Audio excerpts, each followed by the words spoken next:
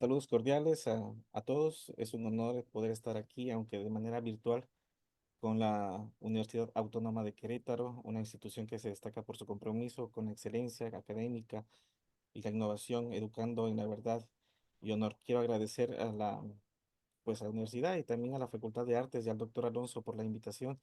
Y ustedes, los alumnos de la clase de Tendencia del Arte del siglo XX y XXI por acompañarnos en esta sesión y de igual manera a todas las personas que no pertenecen a la universidad, sin embargo, se han dado cita el día de hoy para acompañarnos en esta masterclass. Y bueno, respondiendo a la pregunta del maestro, ¿por qué estoy acá? Bueno, me vine acá a Rusia, ya son 10 años que llevo aquí. Vine justamente a estudiar mi segunda carrera. La primera fue en violín y ahora pues en dirección de orquesta. Y pues me gustó mucho, me quedé para la maestría y ahora pues estoy haciendo lo que es el doctorado. Así que eso. ¿Alguna pregunta antes de empezar? Muchísimas gracias, Juan. ¿Es alguna pregunta? Pues muy amables, entonces muy atentos para escuchar tu exposición pues la iremos disfrutando y en su momento haremos al final una serie de preguntas y respuestas. Muchas gracias. Bueno, como dijo el doctor Alonso, mi nombre es Diego Carrión, soy de la ciudad de Loja, Ecuador, soy director de ópera y orquesta sinfónica y durante los últimos 10 años he trabajado en la difusión de la música ecuatoriana e iberoamericana, sobre todo desde que me encuentro frente a la Joy Orchestra y frente al concurso internacional de composición Gerardo Guevara, que se viene realizando desde el año 2009, no, 2019 aquí en Rusia. Así que quiero compartir con ustedes aprendizajes que puedan aplicar en su formación o investigación, ya que compartimos un mismo pasado con México y podremos comparar en este caso la historia de México con la de Ecuador. Em, ¿Alguna vez, pregunta para ustedes, alguna vez se han preguntado cómo es que se dio este sincretismo entre los invasores europeos y los habitantes de América Latina? Lista sería, ¿no? Bueno, hoy exploraremos cómo mediante la educación, la religión y el arte influyeron cómo convertir los pueblos de creencias panteístas a monoteístas y cómo esto tuvo una consecuencia en el desarrollo de las artes y en especial de la música.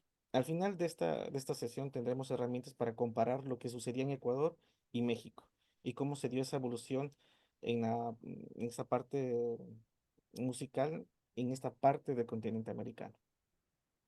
Y es una pregunta. ¿Quiénes de ustedes ha estado en Ecuador? ¿Cómo? El doctor Alonso me parece que lo ve ahí. Vamos Aparte a de ver. él, ¿alguien más? ¿Nadie? Nada más.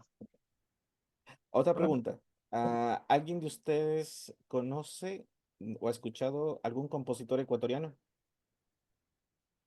que pueda nombrar uno? ¿Cuál? Julio Jaramillo menciona. No escuché un poquito más fuerte. Julio Jaramillo. O se lo pueden escribir en el WhatsApp, en el chat. La otra pregunta. ¿Qué género musical conocen de Ecuador?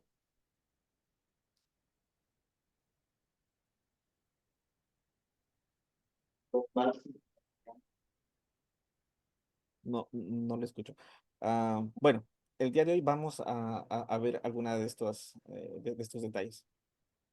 Bueno, quiero que comentarles una anécdota antes de empezar con todo esto y, y, y por qué de este tema, ¿no?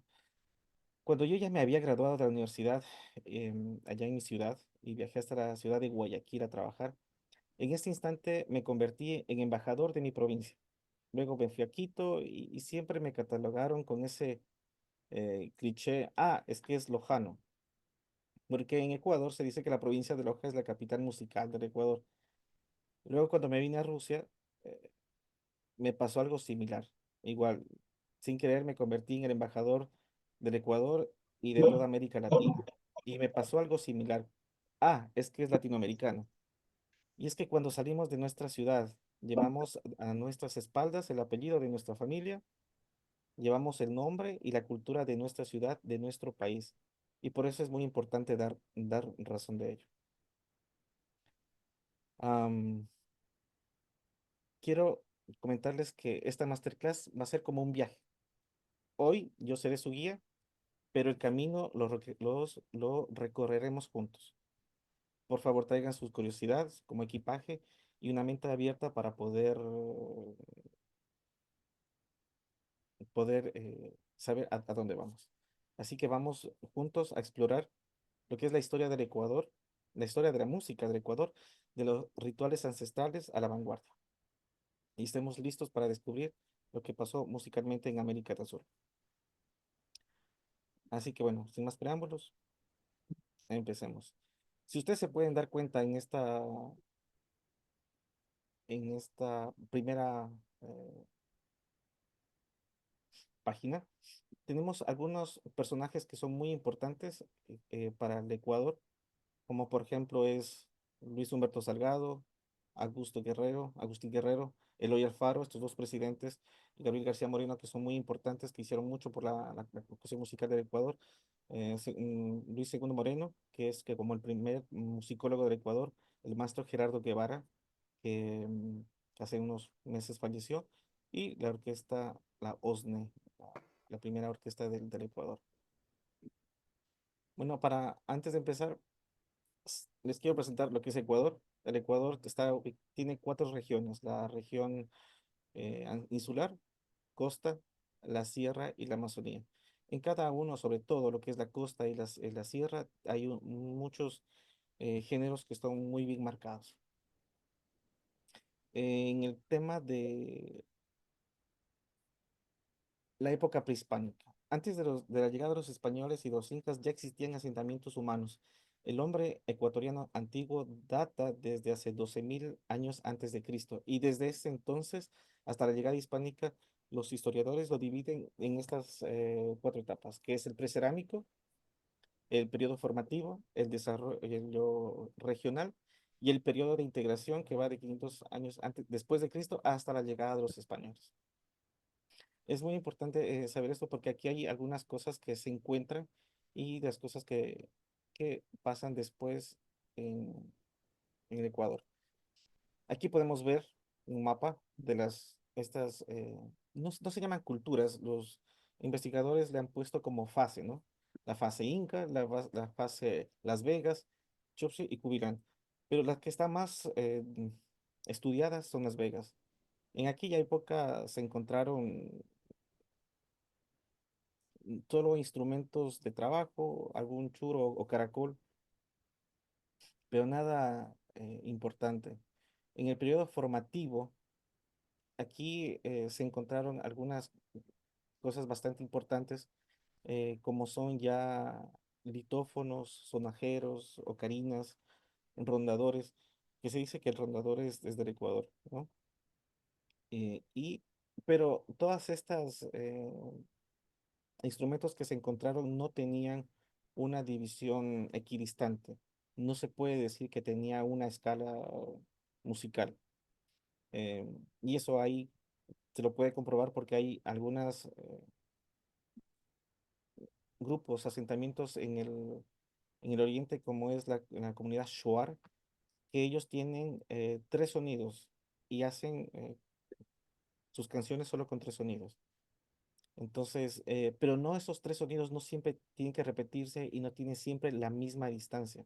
Entonces, se dice que no tenía una escala musical. Luego tenemos lo que es el periodo regional, que va 500 años antes de Cristo, 500 después de Cristo. Aquí un poco el mapa de dónde estaban ubicadas estas, eh, estas fases, ¿no? Y si se dan cuenta, la mayoría de estas fases están mayormente ubicadas en todo lo que es la costa ecuatoriana, frente al Océano Pacífico.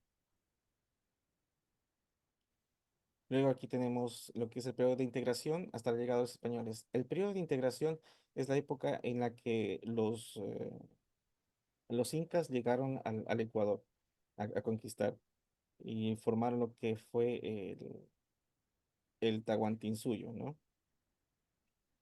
Eh, pregunta, ah, ¿cuál es la capital del Imperio Inca? Bueno, está en Pichu, en Perú, en Lima, ¿Cuál? Lima, Perú. Lima, Perú, en No, Machu Picchu. esa es la capital del país de ahora, de la República de Perú. Pero la capital del imperio del Tahuantinsuyo es el Cusco, en Machu Picchu. Y como ustedes pueden ver, el Tahuantinsuyo estaba, eh, comprendía desde la parte norte de Chile, Argentina, Bolivia, lo que es Perú, Ecuador y un poquito aquí, Colombia, ¿no? El Tahuantinsuyo significa el reino de los cuatro mundos. Y en esa época, justamente es el periodo de integración que siguió todo esto.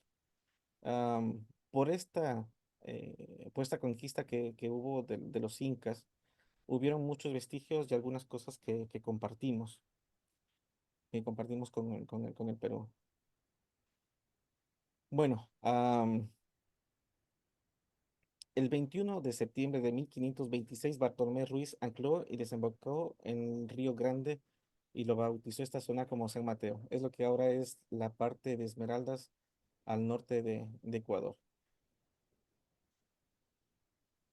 El virreinato del Perú, que se, que se consolidó en 1542, después de ya la llegada de los españoles. Lo que ustedes ven de verde, todo claro acá, es como empezó, pero terminó siendo toda esta partecita de aquí. En ese tiempo también Ecuador formaba parte de eso, de lo que es el virreinato del Perú.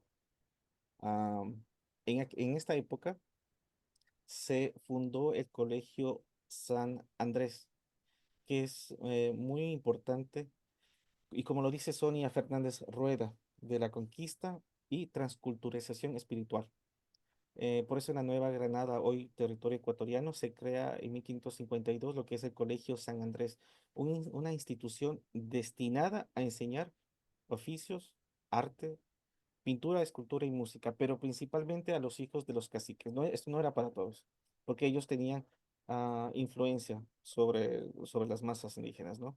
Serán las élites. Y los franciscanos eh, dependen enteramente de la evangelización e influyen en la élite indígena. ¿Y por qué la élite? Porque ellos tenían esta capacidad de liderazgo en la ciudad de Quito, ¿no? La línea creativa estaba dirigida en aquella época a lo que es la religión y durante 3 siglos se mantuvo así. No había espacio para representaciones indigenistas o panteístas. Todo estaba destinado a la parte religiosa, ¿no? Porque lo utilizaron como una arma ideológica para lograr su objetivo. Pero esto no solo, y a lo mejor ustedes me lo puedan contrastar la información, es que esto no solo pasó en Ecuador, no es una idea que nació en Ecuador, sino que fue am, fue una copia de la gestión del Colegio San José de Naturales fundado en México por Fray Pedro de Gante. Pero eso no fue su primer intento de abrir un colegio. El primero se abrió en 1523 para educar a las hijas de Toxoca en Nueva España, hoy territorio mexicano. Am, Luego tenemos lo que es la Real Audiencia de Quito. En esta época, bueno, aquí tenemos este mapa. La Real Audiencia de Quito pertenecía a lo que era el Virreinato del Perú, pero luego pasó a formar parte de em, lo que es el Virreinato de Nueva Granada. Pero en esta época, de 1810, bueno, en 1809 se dio el primer grito de independencia, pero en el 1810 se dio esto de fundar esta aula de música de Fray Tomás Mideros Niño, que organizó que funcionaba como un conservatorio para poder enseñar a las nuevas generaciones de músicos que iban a estar destinados a tocar en las misas, tocar en los eventos religiosos.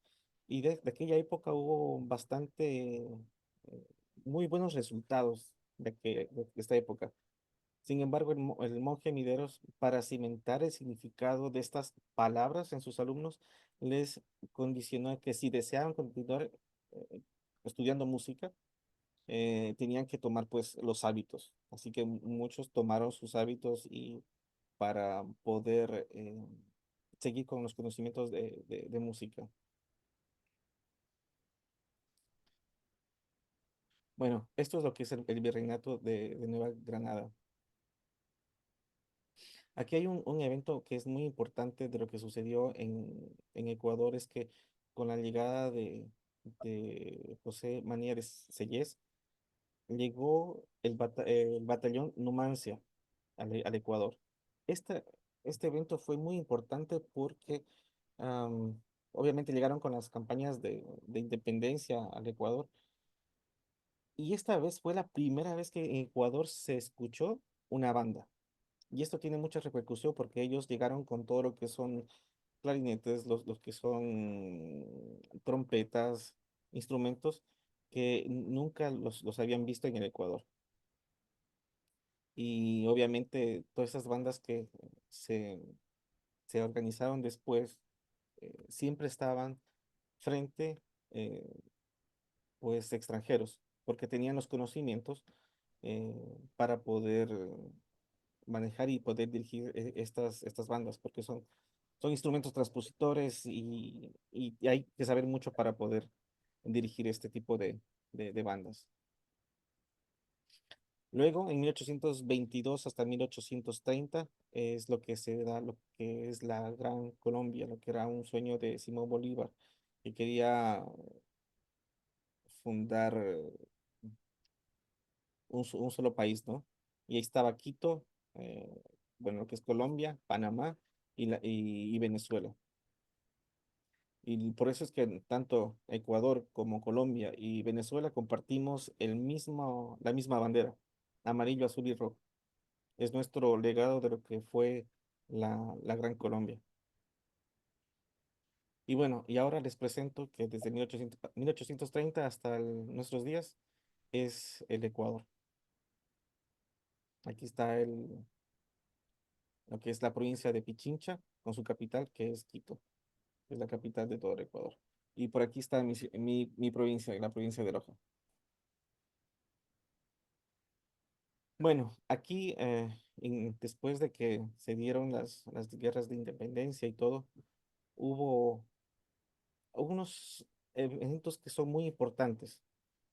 Por ejemplo, en 1832 que llegó la primera compañía dramática que llegó al Ecuador, que se estableció en un teatro en el salón del antiguo convento jesuita. En ese tiempo llegaron algunos músicos peruanos, franceses, y tuvieron eh, fue la primera vez que tuvieron una presentación completa, ¿no?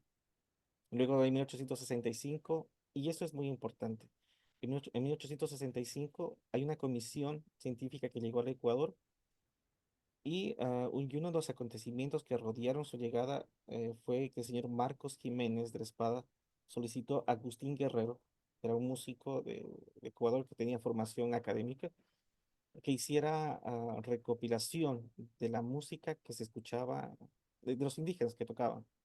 Y él hace la primera transcripción de la música de aquella época. Y mm, y este compendio de melodías se llamó Yarabíes Quiteños.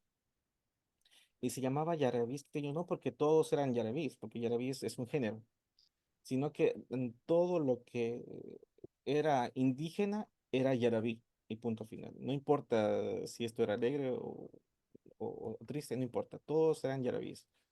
Y este es ah, el primer legado que tenemos y de cómo sonaba la música de aquel tiempo. Y esto se publicó por primera vez en España.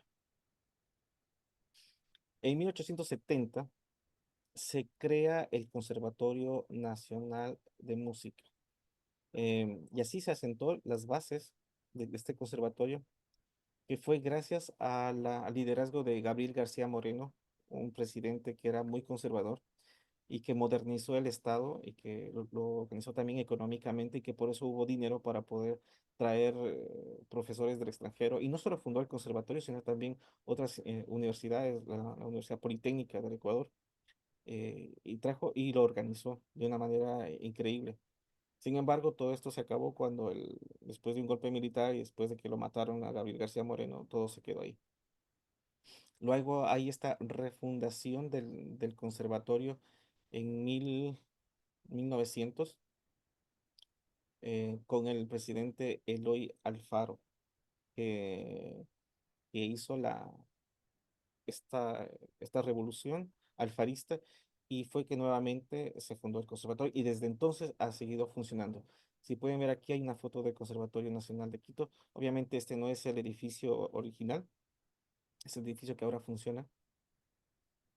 Y aquí está Domingo Breccia, que es muy importante para el Ecuador, porque bueno, es un italiano que estuvo trabajando en Chile por muchos años y que luego cuando se dio esto del conservatorio y todo, lo trajeron para que enseñara materias teóricas, de armonía, formas musicales, y tuvo varios, en este tiempo tuvo varios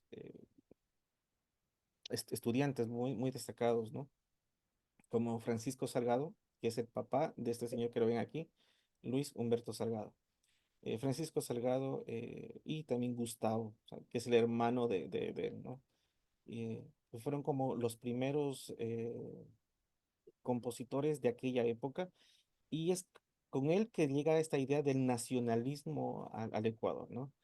Eh, para mi pensar, mi creer, esto lo que fue una cuestión de tomar melodías indígenas o tomar las melodías muy populares del Ecuador y hacer un arreglo para la orquesta, que para mí no es más que eso. No es tan elaborado, pero es un avance muy importante de lo que sucedió en aquella época, porque antes de eso no había nada de eso. Así que, existen algunas grabaciones que espero después compartirles con ustedes, grabaciones de aquella época, que estos arreglos se tocaron con la Filarmónica de Berlín. Me parece que, no me acuerdo si es en el año 1960 o 70, hicieron grabaciones. eh, bueno, les voy a compartir. Luego tenemos este afiche que ven aquí, que es una de las obras, se dice que es una de las eh, obras fundacionales de la lírica en el Ecuador.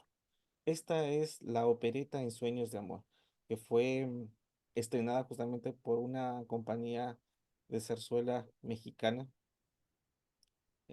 Sánchez, que la interpretó allá en Ecuador.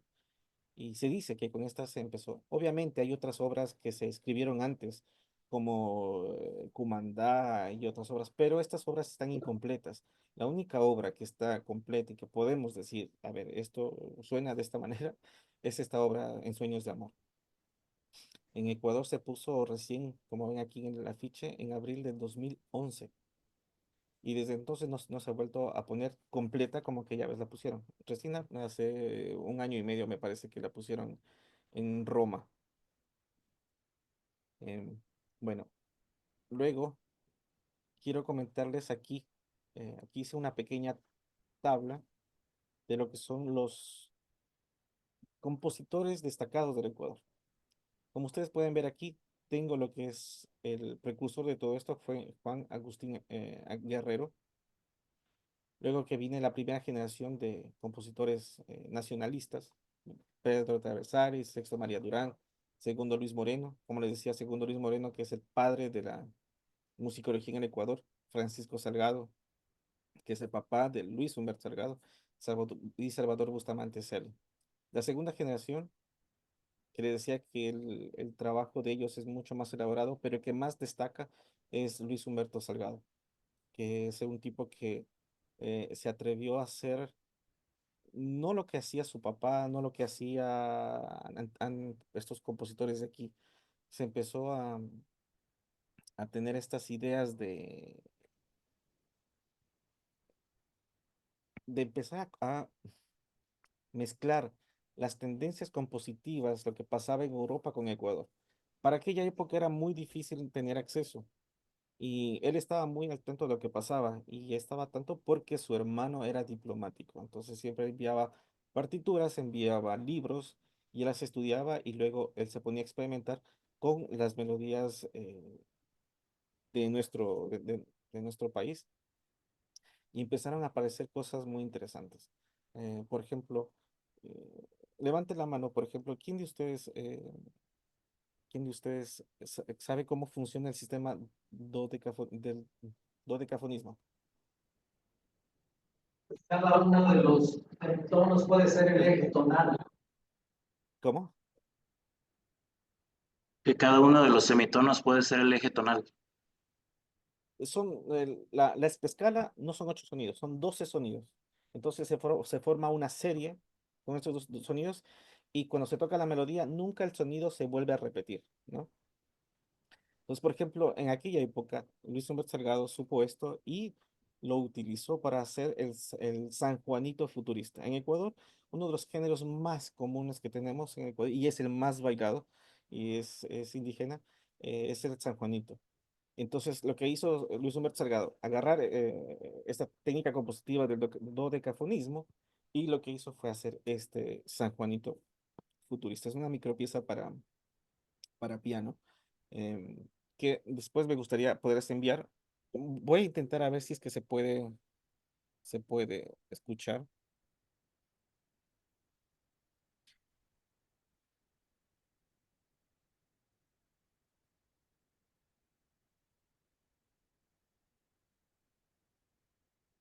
Mejor luego les envío para que lo puedan escuchar tranquilamente. Eso, y también tiene una obra que se llama La fiesta de la cosecha, que es como una exaltación poemática al San Juanito. Y trabaja de una manera increíble lo que son los colores, lo que son los matices, y aparece el San Juanito tan claro desde un inicio, pero de una manera mucho más estilizada. Es uno de los que más aportado dentro de la música ecuatoriana con el respecto a utilizar melodías del Ecuador, ¿no? Y uno de los que, no sé si lo pueden leer aquí, Eduardo Florencia, porque aquí son uno de los continuadores. Eduardo Florencia igual es un compositor que justamente ahora está viajando para México, em, y él ha sido uno de los más grandes defensores y promulgadores de la obra del maestro Salgado. Sin embargo, Luis Humberto Salgado ha pasado en su misma época, no era comprendido y mucha de su obra no ha sido tocada, sigue inédita. Hace poco nomás terminaron de hacer la grabación de las 9 sinfonías, que igual espero poderles compartir y puedan escuchar em, con este tema. Bueno, con eso con el tema de la segunda generación. Las generaciones después siguieron con esa misma tendencia.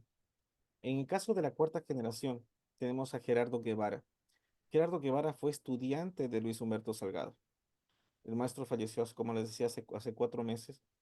Y él tiene obras, bueno, él estudió en Francia con la maestra Boulanger. Y él tiene, con pocas notas, dice mucho. Hay compositores que tratan de poner mucha información, muchas melodías, muchos contracantos y todo. Pero en caso del maestro Gerardo Guevara, no. Con pocas notas dice muchísimo. Otro de los compositores todavía está vivo y él vive en Alemania, que es Mesías Maihuashka, que él está más metido en lo que es la cuestión electroacústica, tiene otras ideas mucho más vanguardistas. En el caso, en el caso, por ejemplo, de los continuadores de este nacionalismo, tenemos a Julio Bueno. De él, hace el mes de febrero, dirigí una obra que se llama El Andarelo, una obra muy, muy conocida dentro de lo que es el campo de los afroecuatorianos. y él la hizo para orquesta sinfónica y tomó muchos elementos al estilo de Stravinsky. Y es una cosa impresionante lo que pudo lograr con eso. La maestra Blanca Layana, igual. El maestro Juan Carlos Urrutia, por ejemplo, él tiene una misa, se llama la Misa Popular Ecuatoriana. Em, una de estas sus obras más sobresalientes, que la hizo como en una de las entrevistas que le hacía, me dijo que había hecho esta misa como un acto de rabia, de indignación, em, porque en el Ecuador, cuando querían sentir ese sentimiento nacionalista, con cuestión de una misa, corrían a cantar la misa criolla de Ariel Ramírez. Pregunta, levanten la mano, ¿quién sabe esta misa de Ariel Ramírez? Nadie. Bueno, la misa de Ariel Ramírez en Ecuador es muy conocida ahí en toda Sudamérica y porque tiene algunos géneros muy característicos de algunos países, no solo de uno, sino de algunos países. Entonces, en el caso del maestro Juan Carlos, agarró esta misma temática e hizo esta misa popular ecuatoriana. Y en cada uno de los 5 números que cuenta una misa, tiene los géneros ecuatorianos. Se puede escuchar clarísimo lo que es el yarabí, lo que es el pasillo, lo que es la bomba, lo que es el albazo. Tenemos lo que es el maestro Ricardo Monteros, que es otro compositor que él es mucho más atonal, mucho más vanguardista, em, que siempre está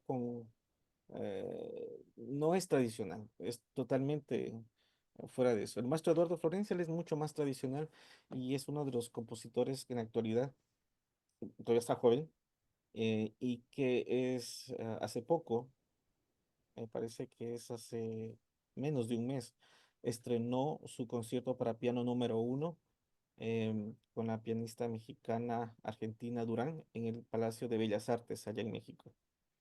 Y el tipo es un genio, es uno de los compositores más sobresalientes en la actualidad que tiene el Ecuador.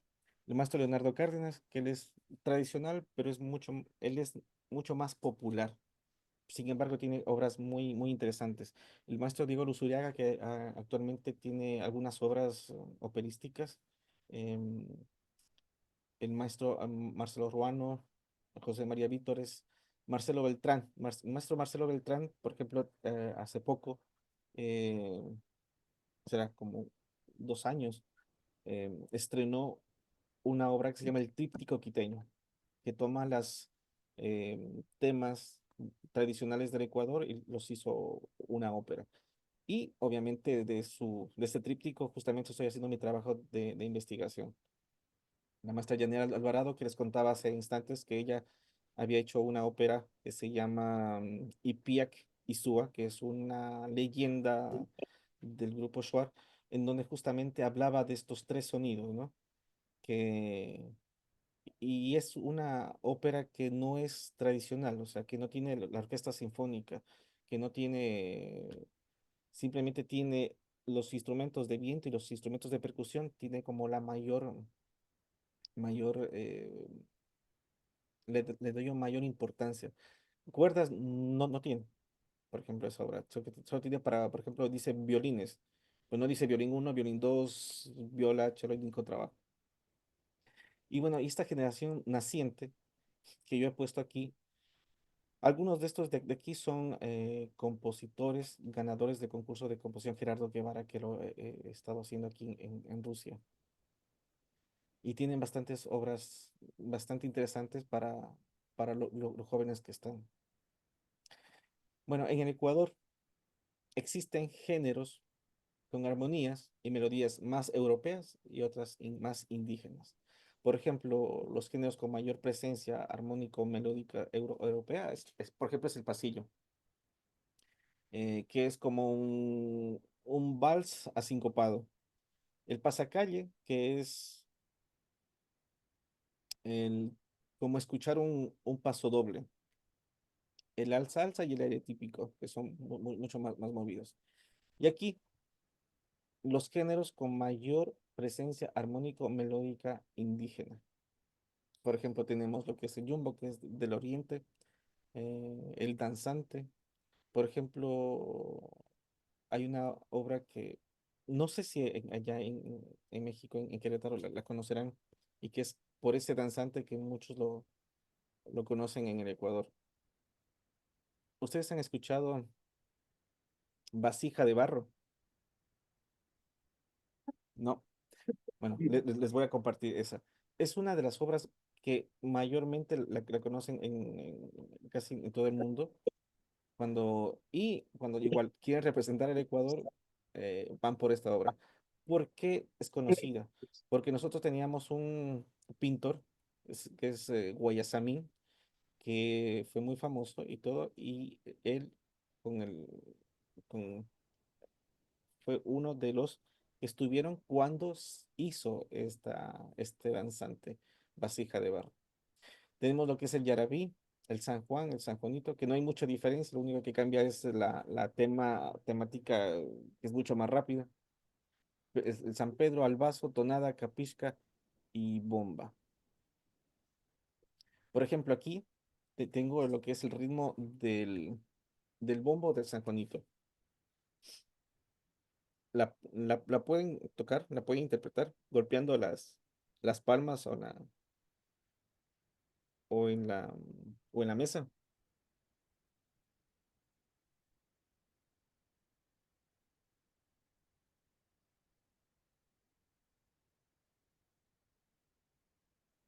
Название товарища. Les quiero poner el, la fiesta de la cosecha.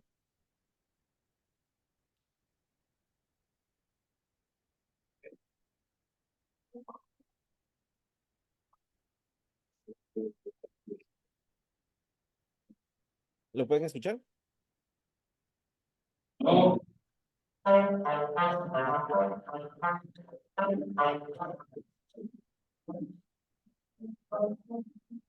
¿Escucharon el tan, tan, tan, ta, ta, tan, tan, tan, tan, tan, tan, tan, tan?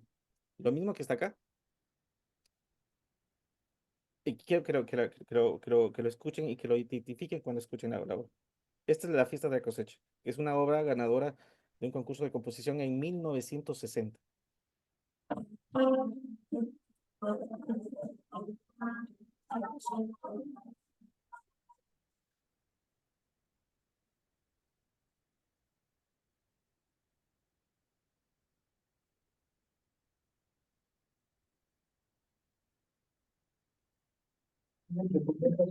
Necesitaría, ¿Cómo? disculpa, ¿será que le puedes quitar la cancelación de audio? Lo veo acá. El Zoom tiene un filtro. Sí, ese filtro yo justamente lo había quitado para que Es se que pueda escuchar. Pero bueno, mejor yo les envío después para que ustedes lo puedan escuchar con más tranquilidad. Y con el tema este del San Juanito, que les decía que es uno de los géneros mucho más bailados en el país. Y bueno, aquí está Luis Humberto Salgado, que nació en Cayambe en 1903 y falleció en 1977. Y bueno, aquí están justamente dentro de lo que es la música popular mezclado con la música académica, ese es San Juanito. Y todas estas obras tienen fragmentos del San Juanito. Como les decía, como el San Juanito es tan popular y ya estaba algunos compositores igual en la actualidad, cuando quieren tener ese tinte nacionalista, recurren al San Juanito dentro de su obra para tener esa fusión.